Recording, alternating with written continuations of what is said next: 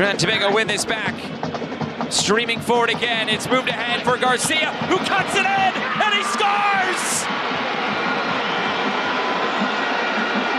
But Levi Garcia will have to wait for his breakthrough. This might work out for Jamaica. Just a bouncing ball and put away! The 20-year-olds, he played his youth national team for England, just his second appearance. And he scores his first international goal.